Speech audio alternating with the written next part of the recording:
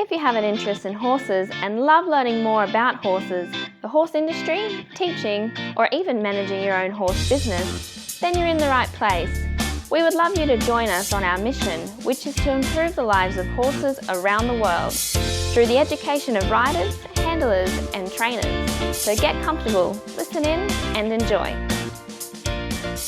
Today on Horse Chats, we've got Sarah Schlote. Sarah's been here before. She's talked about therapist-assisted horsemanship, which is quite unique. I don't think anyone else is using that term. She is actually a psychotherapist, and she started to, within her work with horses, work with people, her clients and horses, and, just bring in that equine facilitation. But within that, she's then found that horse people themselves have undergone quite a lot of trauma, and this is where she started to talk about the therapist-assisted horsemanship.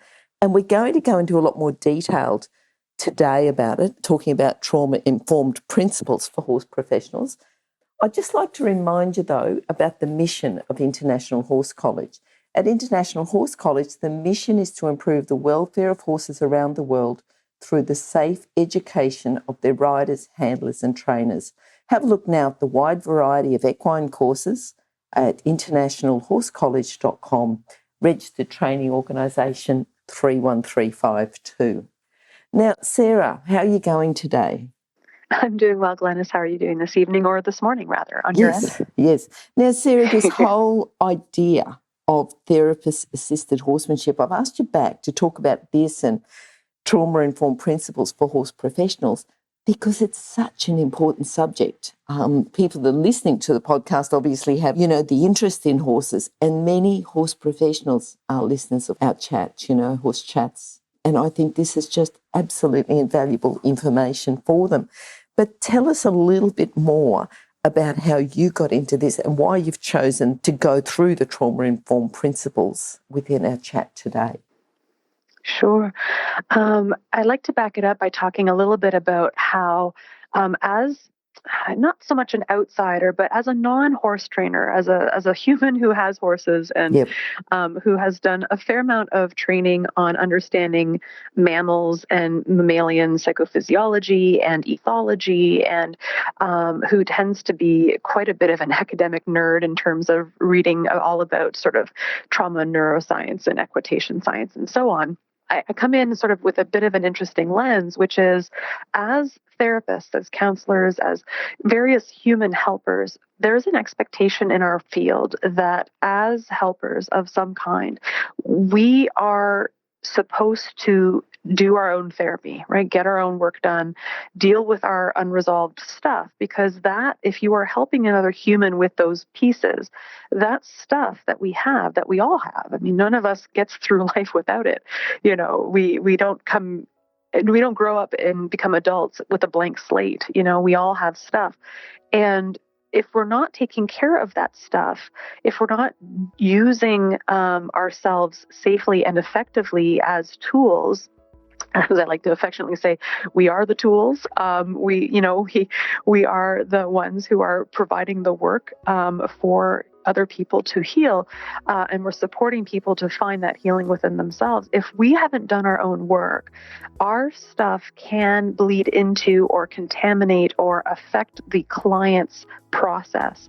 And there are actually a lot of ethical obligations that we have and very stringent requirements as helping professionals to make sure that we are practicing what we call the safe and effective use of self. And what I find really interesting is when I look at the horsemanship industry, whether you are a horse professional, such as somebody who's an equestrian and does this as a career, or you're a riding coach, or you're a horse trainer, or you're an equine behavior consultant, I find that because it's a wide industry that doesn't have formal legislated regulations, there's no formal licensing board. There are, voluntary professional associations, but there's no formal rules, governmental sanctioned rules around the performance of these industries or these professions. There's no obligation for these individuals who are doing horse profession of some kind to have done their own work. And what's really fascinating is, as a therapist, my lens is when I see horse trainers working with humans, with other horses, or hear stories, I'm always really curious about what is going on for the horse professional that is either impacting the horse or the student or client or both together. And how is that playing out and creating situations that are potentially problematic and that are potentially even causing harm, whether emotional or physical harm, as a result of the horse professional's unresolved quote unquote stuff. And there's been some interesting research done, not a lot. I can really think of one study offhand right now where they looked at the attachment styles of people who had selected various different types of approaches to training horses. And they actually found that there are particular attachment styles that lead people to be more likely to pick a particular, basically, horse training method. Our attachment styles, which is our way of relating or finding security or not security in interpersonal relationships, comes from our early history. I mean, we don't come into the world with a clean attachment style, and we are supposed to come into the world, and ideally our caregivers will provide the right conditions for us to develop in a healthy way. And when that doesn't happen, it can lead to having different types of attachment patterns. And if our unresolved attachment patterns lead us to pick an attachment or a training style that can potentially have problems for the rider, the student, client, or et cetera, and the horse. And what expectation is there for the horse professionals to be working on, quote unquote, again, their unresolved stuff? And it's like that leap has not been made yet. And I know a number of horse professionals who have been, but it's not still it's not an industry requirement, so to speak. Yes. I think the whole entry requirement for the whole industry goes across the board. I think that could be certainly tightened up a bit. And, we think about that, our aims of just safety around horses and equine welfare. And I think if there was more regulation, I think both of those would be certainly well and truly improved. But thinking about these principles, I know that safety, we've got the first one as safety. Tell us a little bit more about the type of safety you're talking about and what should be done. Yeah, so safety is such an important trauma-informed principle, but not in the way horse people might think. So there are all these safety rules that we all have to follow that we've all mostly learned, to varying degrees, like don't stand behind a horse, don't wrap the lead rope around your hand. There's all these things, right? Yes. And that's not wrong, right? I mean, there's a good reason why those principles or those safety quote unquote rules have been developed. The difficulty that I find is that what can end up happening, the pitfall for that is people will rely on a safety rule in order to create safety and not actually look at what's going on in the horse-human relationship. And then the misattunements that can happen where we misread a horse, or we're not even looking at our own emotional dysregulation, our emotional stuff, our nervous system patterns. And if we're not looking at those things and how we show up in the world, how that influences or affects the horse's behavior, then what ends up happening is a self-fulfilling prophecy where I work off the safety rules, but I don't deal with my own stuff. The horse has a reaction. It confirms my belief that horses are dangerous animals that require safety rules, and then we continue this cycle. And it's so fascinating to me because I go, well, why is not one of the safety rules, hey, deal with your crap? Yes. Like, why is one of the safety rules not, hey, by the way, before you arrive at the barn, it's not just don't stand behind the horse or don't wrap the lead rope around your hand, but what are you doing to cultivate a felt sense of safety for both you and the horse? Like, safety isn't just safety rules. There's a felt sense of safety. Is the horse feeling safe with you? What's its nervous system like when it's with you? What's your nervous system like when you show up? If you're dysregulated, if you're in your head and you're upset about something, or you're a little loud, or you're a little all over the map, and you're frustrated and you're being punitive, does the horse feel safe with you? If the horse doesn't feel safe with you, then there's going to be a particular set of behaviors that emanate from the horse not feeling safe, which again, like I said, creates a self-fulfilling prophecy around, oh, see, horses are dangerous, Yes. And I go, well, are they, or are they actually just responding off of the cues in the environment and the relational cues, right? And, can horses be a lot safer? And so when I talk about safety, it's not just safety rules. And I'm not trying to dismiss safety rules. I'm sure there's going to be a lot of people up in arms going, insurance and, safety norms. And I go, yes, there's a place for that. But if we only apply that at the expense of everything else, there's actually a greater risk of harm. And I see it all the time. I see people at various barns, various horse people who apply safety rules to the letter. And yet there are risks of injury and all these things happening. And I go, how much of that is because the conditions are not being set?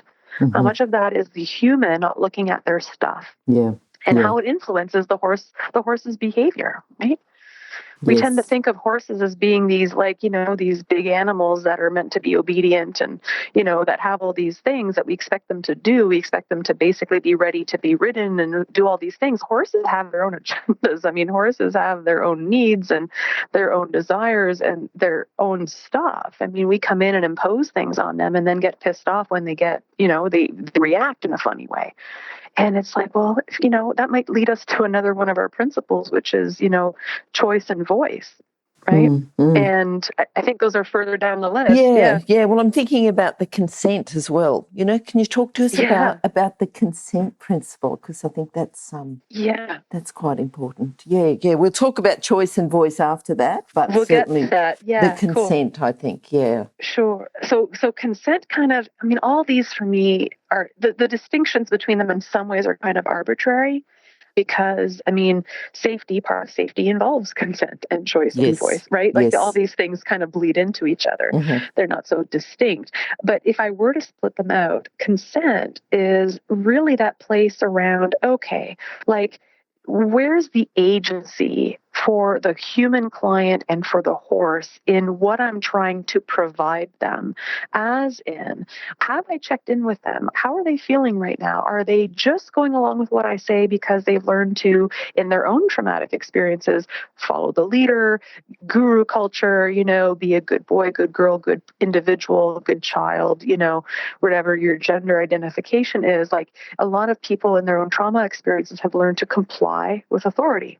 Right? Because they've learned that, if I comply with authority, then maybe I'll get the love I've always wanted. If I just perform to a certain degree or a certain level, I'll get, I'll finally feel like I have value.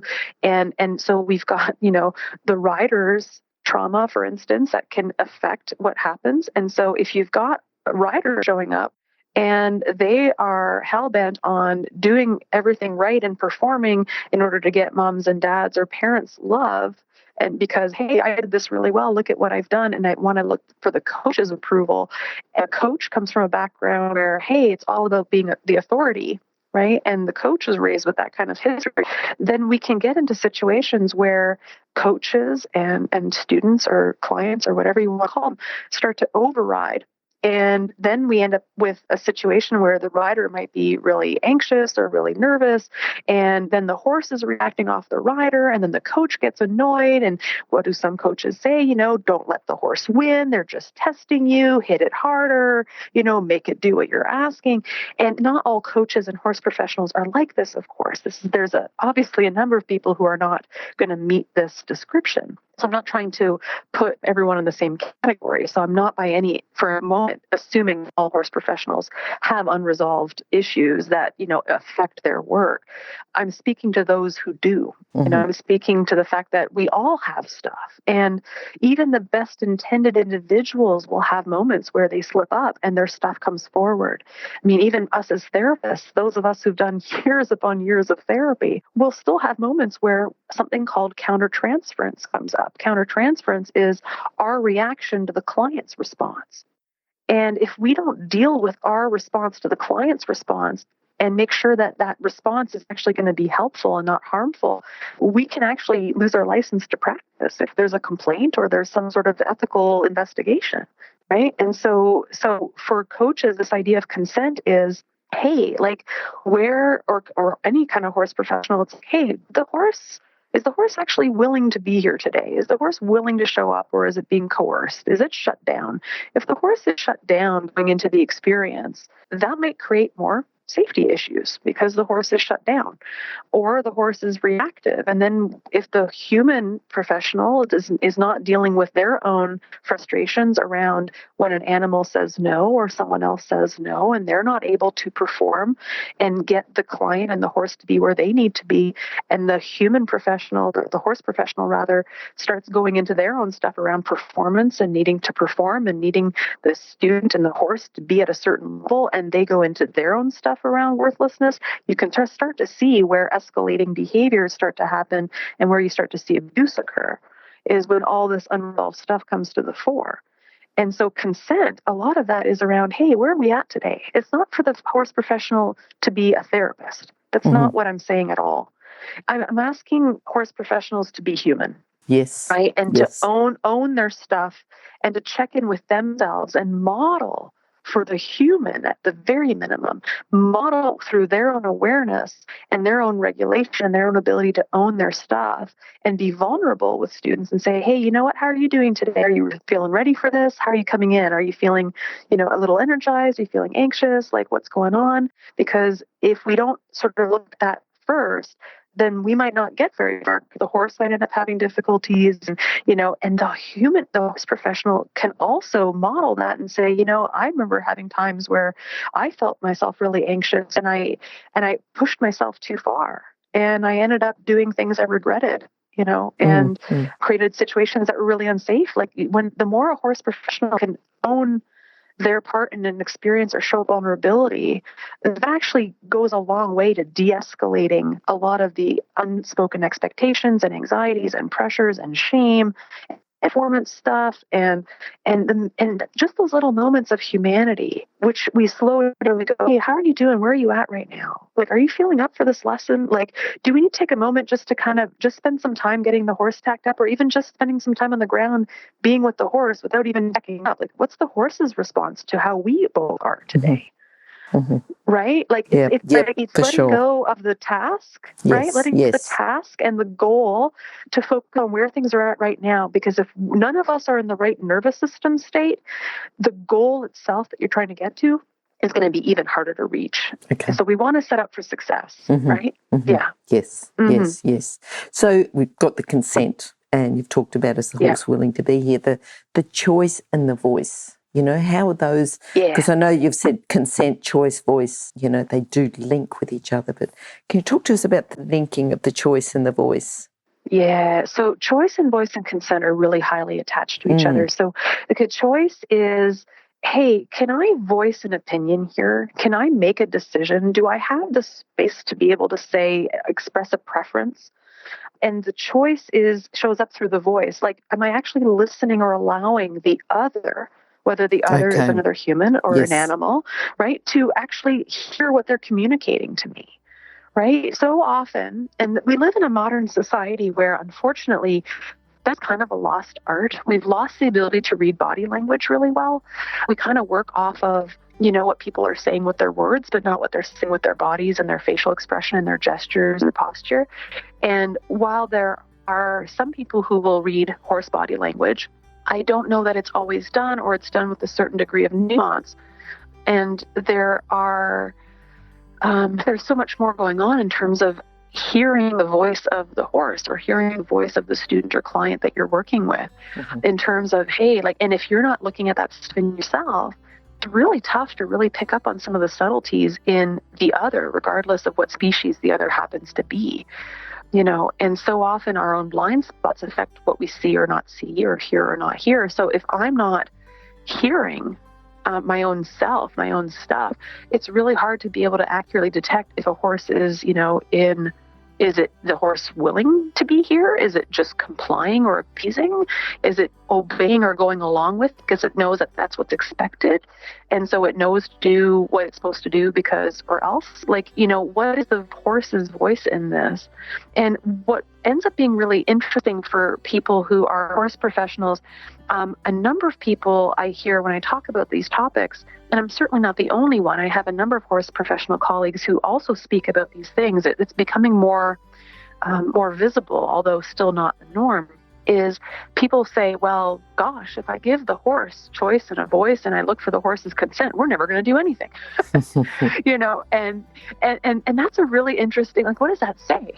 What does that say if you offer choice and voice and consent to a horse and it offers a no on a particular day? What does that mean for your entire industry, right? What does that mean for like what you're trying to do as a profession? And I'm not saying that we should suddenly like dismantle absolutely everything, but it certainly puts into question, okay, how are we doing this and for what reason? And if I'm not offering or listening for the voice of the animal, the voice of the student, if I'm not paying attention to those things, I'm not offering choice within, again, reason, and I'm not looking for consent, then how am I practicing and what do I have to deny in terms of information in order to keep doing what I'm doing? There's something called cognitive dissonance, where when we're presented with information goes to the contrary of our own beliefs about ourselves, about what we're doing. Cognitive dissonance is this discomfort, this discrepancy between what I'm hearing and what I do or believe about myself. And some people, the discrepancy is so great, like the gap between what's being said and what they hold to be true within themselves is so large that they double down on their position, just dismiss the new information. And I really hold that with a lot of gentleness and appreciation for how we defend ourselves and protect ourselves from feeling things like guilt or shame or discomfort. Because if you are not willing to accept or consider or entertain the idea that choice, voice, and consent are important, then what is the belief that you're willing to live with about what you're doing? Yes. And that's a really uncomfortable place to be, because it really means challenging your lens and challenging your perception and your understanding of what is my relationship with horses? What is my relationship with the student? Are they there to serve me on some level? Right? Do I look to them to make me feel better? Do I look to their performances to make me feel worthwhile as a human being? Right? Where I'm now utilizing the student or the client and the horse to shore up something within myself that I really need to work on. It's the same with human therapists, right? As human therapists, we cannot offer therapy or counseling to meet our own needs. And it really has to be client-centered. And in the field of equine-assisted therapy, if I kind of jump ship for a moment, the same holds true there as well. There are many approaches to equine-assisted, whatever you want to call it. There's so many versions that are about supporting the human client, but the horse's voice does not happen to be into the equation. It's about getting the human to have an experience, and it seems to be at the horse's expense. Now, again, not all models are like this. I don't want to, again, paint everything with the same broad brushstroke, but it's the same with horse training. It's like, oh, as a horse trainer, what is my expectation here of this interaction? What happens if it doesn't go to plan, or the horse offers a no, or the horse is discombobulated and feeling unsafe with me or the client or student? And what would it mean to me to scale it back, to create the conditions for something better to emerge? And what does that mean for me to actually change course? What does that mean for me in terms of having to look at myself as a powerful part of the equation? And does that mean slowing down? Does that mean that it might take longer to get to my goal? What does that mean for my awards and my ability to talk about my prodigies and my students and what is that about? And really deconstructing a horse professional's perspective of the work and what they are personally getting out of it, if anything. And usually this is unconscious. I'm not saying this to malign anyone. I'm not saying this to induce shame or guilt, but really just to have a really honest conversation around, hey, like, what are you carrying within you that unconsciously influences what you're doing with your clients, students, and horses? Because it often has more of an impact than people think. Yeah. I'm just thinking, because we've got empowerment as one of the trauma-informed principles. How does the empowerment, we're thinking about the consent, choice, voice, and there's a lot of questions here to ask. You've posed a lot of questions. It's not to ask horse professionals. It's for horse professionals to ask themselves these questions about themselves, the students, their horses. but the empowerment. Tell us a little bit about that and how that comes in. Yeah, and again, this is where these all bleed into each other. So empowerment is again that sense of agency, but not just agency as in, okay, I'm going to allow you to have a choice or a voice, but I'm just going to, it's lip service, right? Okay, I'm going to hear what you're saying, but it's really that empowerment to say, okay, in this moment right now, what are you noticing? What are you feeling? What is happening in your body? Like, what is going on for you, and what do we need to do to slow this down, to resolve what's happening? It's like empowering, for instance, the student or the writer or whatever language fits what you're doing, like supporting them to find their own voice and to do what they need to do to slow themselves down or to take a pause, as opposed to making the locus of control, as we call it in therapy land, the locus of control on the outside. So what I mean by that is this: often with trauma, and various types of early adversities. If you don't ascribe to the word trauma, that's totally cool. It's okay. Some people go, well, I didn't have trauma. I wasn't sexually abused. I didn't have any car accidents when I was 3, and people have this really bizarre definition of what trauma means. Yep. And it's quite limited. And so I have a much broader definition of what constitutes trauma. So if that word doesn't fit for you or it brings up discomfort for you, whatever early adversities have shaped you, right? With that word is a little bit less connotative, we'll go with that. But this idea of a lot of early experiences that we've had in the world often have taught us that we don't have an internal locus of control, which means I don't have a voice. I don't have the ability to affect change in my own world. It doesn't matter what I do. It doesn't change. When we're small, it is absolutely developmentally appropriate for our needs to be met on the outside because we're born relatively young and helpless with really immature nervous systems, right? We need caregivers to respond and to be consistent and to provide the right conditions for us to develop in healthy ways. When part of those conditions, which John Bowlby and Mary Ainsworth talk about in attachment theory, are safe haven conditions. So we're back to the word safety again, right? What safety isn't just a bunch of safety rules, like, make sure the milk in the bottle is not too hot, like that. Those would be safety rules, right? But I'm talking about that felt sense of safety, that when I'm with another being, I feel safe. And when I feel safe, my nervous system is calm and settled and engaged. And I can rely on the external caregivers and their regulation, their emotion regulation, their nervous system regulation, their attunement, their resonance with me, their responsiveness to my cries and my needs. I can trust that and settle into that. And so when we get enough of that external input that helps us to grow properly, then we grow properly and we learn to internalize those things. We learn to be able to give them to ourselves because we know what it's like to receive them. We have a template for it. With a lot of early adversity, when this process goes awry, we kind of perpetually seek the thing on the outside of us. And for some people, it's really obvious. It's like addictions, right? Or something, right? Where we're continually seeking on the outside of us the thing that's missing inside because we didn't receive it.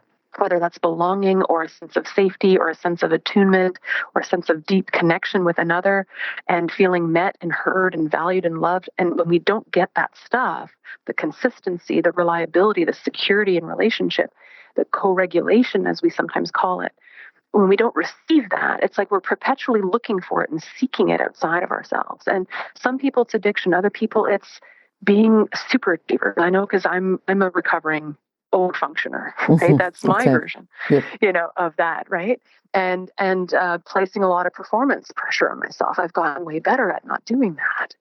But I had to really check those patterns and what happens in my body around this drive to continually seek for something outside of myself to make me feel worthwhile, better, calmer, etc.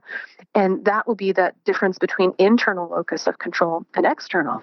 So if I come back around to empowerment and agency, choice, voice, all these things, empowerment is that idea of, hey, how am I supporting the rider to recognize what's coming up in themselves, to more accurately read what's going on for them, what's accurately reading what's going on for the horse, and making decisions based on their internal state, as opposed to looking chronically to the coach or the professional on the outside to tell them what to do. And I'm not saying that the coach does not have a role, right? Obviously, the coach is there because they have expertise. They know how to teach certain things to the rider and the horse and so on. But the empowerment comes from on the inside going, hey, I hear what you're saying. I know you're asking this of me right now, but right now what I'm noticing as you say that is I'm feeling a lot of tightness in my chest and my gut is churning. And as I feel my tightness in my chest and my gut churning, I'm feeling the horse tense up under my legs. And I think I need to take a moment to just pause and just settle before we try the thing you've asked me to try, and allow time for the horse to settle too, so that we can both be in a learning frame of mind. So we're no longer activated, so we can actually do the thing that you're suggesting, so we can test it out and be more successful. That's empowerment. That's very different. Yeah, yeah. When you were talking about empowerment, there was a little bit of trust there. Are we grouping the empowerment and trust Yeah. together, or? Yeah, we can. Yeah, yeah. Okay, okay. Please. Yeah. So trust is another one. This is why, like, I always laugh again, trauma-informed principles, they all bleed into each other. Yes. They're not so distinct as you're seeing, right? And so trust is another piece is, can I trust myself to accurately read what my body is telling me, what my feelings are saying, what I need in this moment, what's going on for the horse, and not override in order to go along with what somebody else is saying, even if they're a perceived authority. I've fallen into that trap before. Trusting myself to trusting my voice, trusting my sense of my own nervous system and what's going on for the horse, not to question the other's expertise, but that in this moment right now, I, as the client or the student, also have expertise in who I am. And we do that with clients all the time. As a therapist, I might have really great roadmaps. As a therapist, I might work really hard on accurate attunement with the client so I can really read them well. But the client ultimately is the expert on themselves. And so we're co-learning this together, whereas I have a certain amount of expertise, but the client also gets to be an expert in who they are. And together we're going to grow. And so the trust is, can I trust myself to have a voice? Can I trust that I will be heard by my coach or my trainer or whoever, and that will be received and it will be taken seriously? And that contributes to safety. That contributes to feeling calmer, to feeling more settled, and creating the conditions that will allow more success in what we're trying to do and reduce the likelihood of unnecessary escalation and use of force or abuse in order to get the job done. Okay. Yeah. And then it creates trust for the horse too. Does the horse trust that it's going to be heard? Right? Or is the horse apprehensive that every time it meets that particular human, it's going to be misattuned to, not heard, not have a voice, and it just learns that around particular people it has to down. Okay. So thinking about the horse, the coach, the rider, the trust that's developed, is that where the collaboration comes in then? Yeah. Okay. I kind of used the word co-create just a few moments ago, and that's exactly what I'm referring to. Yeah, you're running them very much, generally you talk about safety, and yes, you do talk about safety rules, but you've gone deeper than that, and you've gone deeper and you've worked your way down. So it's just a logical, as you said, they all bleed together, but they're all bleeding and mixing together. I like the way you've put this together, Sarah. I think, Yeah. So, yes, please talk to us about the collaboration. So, and some people in the horsemanship world will talk about partnership, right? And it's a word, a buzzword that I hear thrown around a lot, right? And how do you achieve partnership between you and your horse, And again, this is just fun for me as an outsider, not a horse trainer, but someone who has horses and has experienced trainers and has witnessed people receiving training of various kinds or horsemanship instruction of various kinds. And having done some different trainings, I'm not calling myself a horse trainer, but I've done certain trainings that allow me to be able to work with my own horses. And so in a weird way, I'm like a trainer for my two, oddly, if you had to look at it that way, but I don't consider myself like that. But this idea of collaboration is, how are we co-creating this experience, and partnership will come. It's not just, are you a leader for your horse? There's so much sort of misconception and myth around dominance in the horse industry. Lucy Reese wrote a really fabulous book called Horses and Company that talks about equine ethology, which is, I think, an undervalued area, and really lovely little book. And the last few chapters talk about how the horsemanship industry has misconstrued the word dominance, and this idea of partnership is about leadership and all this kind of stuff. And there's actually way more going on than just that. And so I encourage you all to read her book. It's a fabulous little read, and she summarizes a lot of research and looks at the differences between horses in the wild or feral horses and horses in captivity. Just say it again, Sarah, the name of the book and the author. Yeah, Lucy Reese, Rees, and she wrote a lovely little book a couple of years ago called Horses in Company. Mm-hmm. Wonderful. We'll put that in the show notes as well. Yeah. She's got on YouTube, she has a number of videos, and if you go to epona.tv, I know this is a bit controversial. I know there's some issues with apparently the videos that are on epona.tv, but if you check out epona.tv, there are some really fabulous videos from Lucy talking about equine ethology, and there are also some videos from Francesco Di Giorgio, who co-wrote a book called Equus Lost, which is another really fantastic book that I highly encourage you listeners to pick up and take a look at. And it really speaks to this idea of misperceptions that we have of the horse. Like I spoke about earlier, this idea that, we believe horses are dangerous animals, and so then we treat them in ways that reinforce our beliefs, and that keeps the narrative going, right? And it's the same. Francesco talks about, we create a flight animal by treating it the way we're going to control what we think is a flight animal, to use a quote from Francesco. And so that to me does not speak to collaboration. That to me is about top-down power over misconceptions, believing that horses are flight animals. I mean, they're the only prey animal that is built like that is called a flight animal. Gazelles are not called flight animals. Impala are not called flight animals. Deer are not called flight animals. Really only horses are. And they do a really lovely job of challenging our misperceptions of horses and how those misperceptions affect our ability to have collaboration, true collaboration, and partnership. And what would that look like differently? So this is something we talk about in my training programs. I know friend Francesco talks about it in his work. I believe he has a program called Learning Animals, which is really looking at horses as cognitive creatures who can think and respond to their environments in ways that are way more nuanced than we give them credit for. We talk about it from the standpoint of, I like to say horses are somatic creatures. They have a nervous system and a body, and they are attachment-oriented creatures. They're relational creatures. Ultimately, we're saying the same thing. Lucy Reese also talks about this stuff. They're colleagues of mine, Dr. Emily Keeson and Katarina Lundgren, out of the Mimer Center in Sweden. They teach a really lovely course about this stuff as well. So this idea of how can we have collaboration if our stuff prevents us from being able to be in collaboration, to truly be in connection with another. Yeah. Compassion. How do we move on there and use compassion as a trauma-informed principles? Yeah, let's talk about that. That's so important.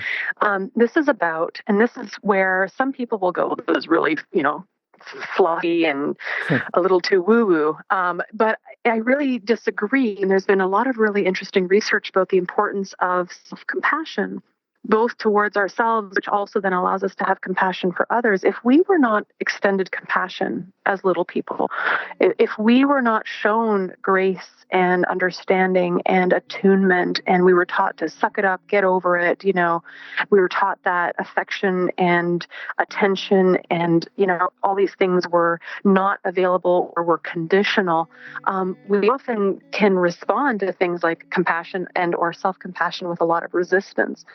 And what we're talking about here is, what some people call a trauma-informed lens, which is it's not about what's wrong with you. It's about what's happened to you, right? So compassion is this idea of how do I step back for a moment not judge, not get caught up in my own internal reactions, but just go, okay, in this moment right now, what is happening inside of me, what's happening inside the student, what's going on for the horse, that usually reflects two things. One, it's a protective response, and it's serving to protect on some level, or it reflects an unmet need. And having compassion means, can I recognize the protective responses and or the unmet needs that are showing up in the moment?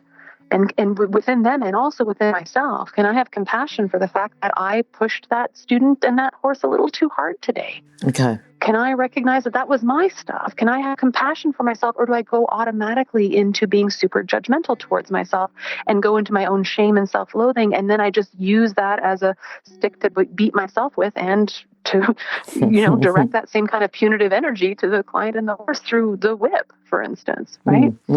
So it's interesting, right? So the compassion piece is, it's not about woo-woo. It's not about letting people off the hook. Compassion, people often get it gets a bad reputation because people often mistake compassion for indulgence. Okay. Right? So people often go, oh, well, you had a hard day or you've got trauma, and so I'm just going to tolerate behavior that probably isn't appropriate. No, that's not true either, right? It's not so polarized. Compassion is about, how do I, in this moment, pause, slow things down, inquire gently within myself about what's going on for me, what's going on for the other. Can I hold that in a place of grace, a place of compassion? And often by holding that compassion, it allows us to do something that we call practicing the pause. It slows things down. And it gets us out of the automatic default sort of, settings that we are in auto response about. And it kind of gives us a bit of distance to go, okay, what's going on here? Mm-hmm. Right? What's happening in here? And there's a woman named Tara Brock who has a really lovely acronym called RAIN. And we'll make sure that we have the link available for people. But basically, it's this really lovely little 4-step process that people can do in order to support more what some people call compassionate inquiry, both towards themselves and what's going on with the horses and their students and clients. It wasn't developed for that originally, of course, but I like to bring these kinds of tools in because they're very, very helpful. So RAIN basically stands for recognize, right? Recognize what's going on, right? It's like pause, recognize what's going on, allow things to be just as they are, right? Allow things to be just as they are. That would be the A in RAIN. Right. And then we investigate. So investigate with gentle attention, which is going to deepen our understanding of what's going on. Right. It's like, okay, what's going on here? What is being protective? What's going on that's resulting in this as a protective response? Or where's the unmet need? What's going on in terms of like what's being expressed? Where's the voice? Right. What's going on? Is the horse in pain? Is the student scared? Like what's happening? What's going on for me? Did I wake up on the wrong side of bed this morning? Did I have an argument with my partner and I'm pissed off and I'm going to be super punitive and really, really heavy-handed today because that's how I feel a sense of power within myself when I feel helpless? Like, this is where it's investigating with gentle attention. Nurturing is the self-compassion piece. Can I just hold compassion for the fact that this is happening right now? Pause and take a step back. And then what she talks about also is after the RAIN. Right? After the RAIN, after we've kind of done these 4 steps, is sort of finding some space between me and my reaction, and that space allows something different to emerge. It allows me to respond differently. It allows the student or client or rider, et cetera, to respond differently. And that space also allows the horse to respond differently because we're basically putting a pause on the dynamics that are playing out. We're putting a pause on the escalation to allow time for the de-escalation to happen so we all come back down into a state that is more conducive to the goals that we're trying to get to. Yeah. We talked about professionals, and I know you used another word and say, well, don't use the word trauma, but not realising that they could probably go through, these steps. But the trauma awareness, how do we have people aware, or how, just tell us a little bit more about the whole trauma awareness and what we should do about it. Yeah. So trauma awareness is this piece around recognizing how ubiquitous trauma is in the world and broadening your definition of what constitutes trauma. It also involves looking at how trauma shows up in us, in the people we work with, and in the horses that we are working with. I like to say that I don't know too many horses that are in captivity, as in they've been domesticated and have been raised in a human world. I don't know too many horses that haven't been weaned too young, right? Most horses that live in captive settings are weaned, around 6 months of age? Yep. Right? Yeah, right. In the wild, when they're left to their own devices and do it when they are ready to do it, horses will stay with their mums until well after their first year.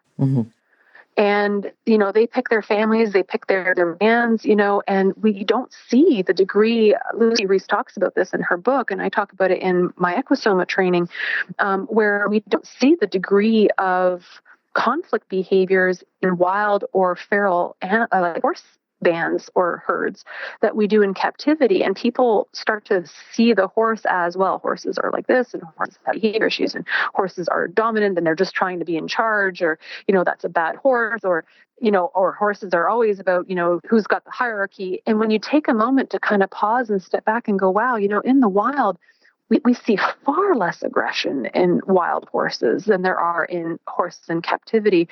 And that's where you start to realize it's like, oh, that's true for humans too. That's true for lab animals. I mean, they've done so much cool research around the impact of early maternal deprivation in various species: horses, dogs, rats, cats, chimps, humans. Early maternal deprivation, early separation from mom, from family, from herd, right? Or from whoever the primary caregiver is, creates a higher risk for addictions, for aggression, for depression, for other issues in adulthood. And what I encourage people to look into a little bit more is the Adverse Childhood Experiences study that looked at early adversity in humans and how that leads to behavior and health and relational problems in adulthood. And what I'm trying to do right now, I've got a book that is with a publisher at the moment that I'm very excited about, where I'm summarizing all of this stuff. It's basically a trauma-informed perspective on horse-human interactions. And hopefully that book will come out later this year. We're just wrapping up the manuscript, and I've got a few deadlines I need to address. But the book goes over the literature on looking at the parallels between trauma in humans, trauma in horses, and how we have very similar responses, and how when we start to realize that likely most horses in captivity have some form of early adversity, some form of trauma, some form of experience of humans as being unsafe, misattuned, unable to be responsive in a way where the horse feels seen and heard and understood, where what the horse is communicating is actually being responded to and acknowledged. I mean, that creates a very different setup. It's about paying attention to those things and adjusting our way of being and doing accordingly. It's so ubiquitous, right? Trauma shows up, as I like to say, in every room and in every round pen. Okay. Yep. Yeah. Yep. Now, the whole, we talked about people not being aware, but, asking, and you gave a whole lot of questions to ask us as horse professionals, okay? But then how, it's the continual asking, the self-regulation. Talk to us a bit about the self-regulation, what we do there to make it so we can use these trauma-informed principles. Cool. So I'm going to have two ways of answering that question. And because I want to be mindful of the time and how long we've been recording, and I know you like to have a certain amount of time, and people tend to tune out after a certain time also, I will give an instrumental answer to that today. And perhaps as our follow-up chat, I will go into more practical ways and actual practices that people can do. Okay? Yes, that would be perfect. And so, sure, let's do that. So what I will say is this. So from a principle standpoint, self-regulation is so crucial, and it's our ability to recognize when we have become no longer present, no longer regulated, and what are we doing to actually help our nervous systems be in a state that is much more conducive for the end goal that we're aiming for. And the more we are able to have our nervous system in a state that is more conducive to the end goal that we're aiming for, the more likelihood we're going to have success, and the less likelihood we're going to need to escalate and make use of excessive abuse and force to get the job done. And so self-regulation refers to both a set of practices that we can do to help support ourselves to be more regulated, less in fight or flight, less in freeze or shut down, right? And also refers to the organic state of the nervous system that is capable of self-regulating itself without a lot of conscious intervention. So in my world where I come from, I do a number of different therapies, one of which is called somatic experiencing, which is based on understanding the physiology or the psychophysiology of mammals. So this applies to horses as well as humans.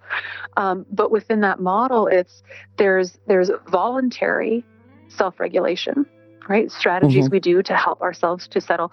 And then there's the involuntary self-regulation that occurs sort of more organically, the more capacity we have in our nervous system to be in a different way. And might seem a little more elusive, but perhaps next time when we get more into the practical of the how do we do this, the how-to of that, that will become clearer.